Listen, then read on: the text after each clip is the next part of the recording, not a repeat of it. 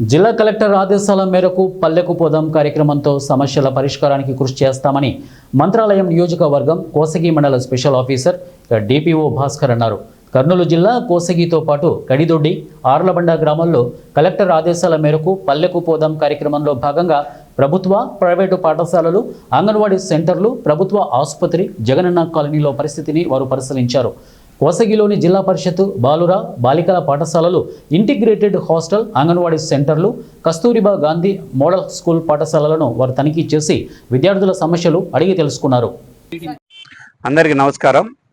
ఈరోజు గవర్నర్ జిల్లా కలెక్టర్ గారి ఆదేశాల మేరకు జిల్లా మొత్తం కూడా పల్లెకు పోదామన్నటువంటి కార్యక్రమము ఏర్పాటు చేయడం జరిగింది. అందులో భాగంగా కోసగి మండలానికి స్పెషల్ ఆఫీసర్ అయినటువంటి నేను అనగా భాస్కర్ నేను డిపిఓగా పనిచేస్తున్నా. ఇక్కడ మండల special officer plus constant special officer.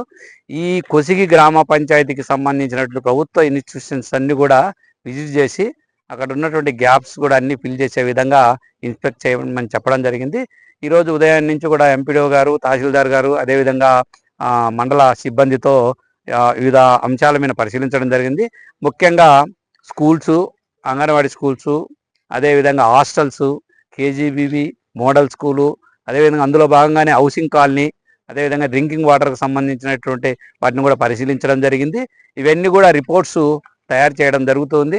అదేవిధంగా వాటిని ఆన్లైన్లో కూడా ఉంచడం జరుగుతుంది.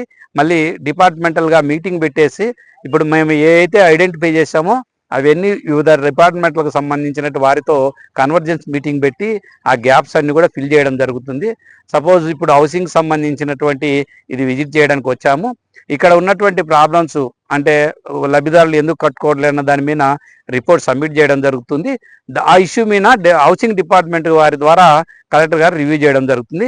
అదేవిధంగా స్కూల్స్ కూడా విజిట్ చేయడం జరిగింది. అక్కడ ఉన్నటువంటి చిన్న చిన్న సమస్యలు కూడా అక్కడ ఉన్న హెడ్ మాస్టర్ ద్వారా క్లియర్ చేసుకోమని చెప్పడం జరిగింది. మిగిలిన సమస్యలు కూడా కలెక్టర్ గారి దృష్టికి తీసుకెళ్లి పరిష్కరించడానికి